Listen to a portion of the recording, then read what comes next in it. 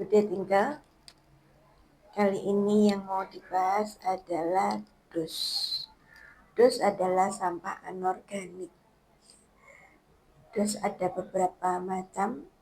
Supaya lebih gampang dibagi dua saja, yaitu dus bagus dan dus jelek. Nah, dus bagus ini adalah dus yang utuh, ya, walaupun bentuknya macam-macam, tapi utuh, ya. Jadi di sini ada karena banyak kucing, ya. Jadi ini kardusnya kardus makanan kucing. Nah, kalau ini kan bentuknya utuh, ya, bentuknya utuh. Nah, jadi tinggal dibongkar aja, kemudian disetor. Nah, ini juga gitu, ini bentuknya utuh, ya, bentuknya dus gitu, ya. Nah, yang ini walaupun bentuknya tidak kotak, ya, dus ini bentuknya tidak kotak, tapi tetap namanya dus bagus karena memang dari sananya dia bentuknya seperti ini. Nah, kemudian ini yang live cat ini juga masuk dus bagus walaupun dia bentuknya begini.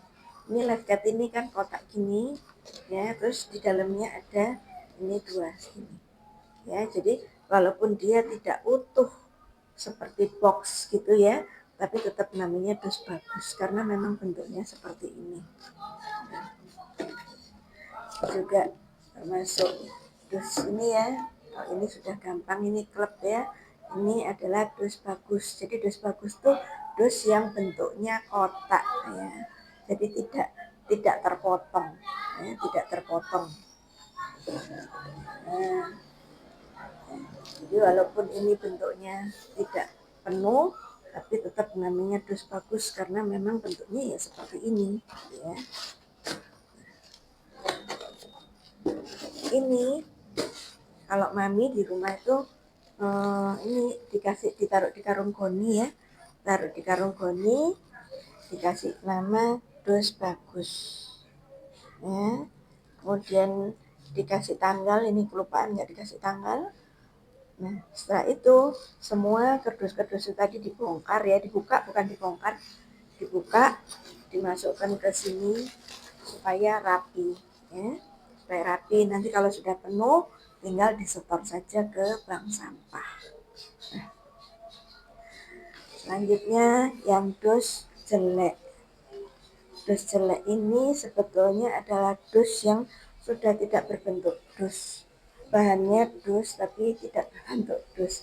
Misalnya kalau packing itu, ya, itu kan ada yang untuk nutupin atasnya atau nutupin bagian mananya sehingga dia disobek-sobek untuk nutup ini gitu misalnya, ya, nutup seperti ini, terus kemudian baru dibungkus lagi dengan plastik kresek atau dengan kertas atau kertas coklat atau gimana sehingga dia akan tertutup.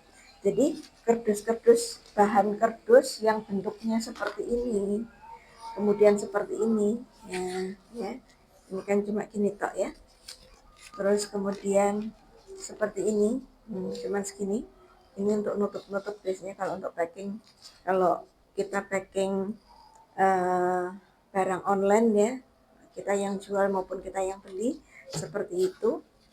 Nah, ini juga ini sudah nggak berbentuk dus, ya, jadi dia nggak bisa di kotak gitu, nggak bisa, dan dia memang aslinya kan kotak ini, nah, dipotong, ya, jadi akhirnya karena dia dipotong sudah bentuknya sudah tidak seperti dus lagi, ya, makanya dikasih nama dus jelek.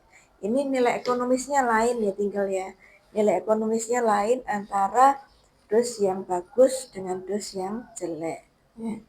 Seperti biasa ini ada labelnya tanggal 9, ya, mulai kemarin. Nah, ya, jadi disendirikan antara dus yang bagus dengan dus yang jelek, ya. Ditimbangnya tersendiri, nilai ekonomisnya juga lain, ya. Gampang, ya, kalau masalah dus gampang, ya, tinggal, ya, saya rasa semua paham. Jadi sekali lagi mengawali sesuatu itu berat.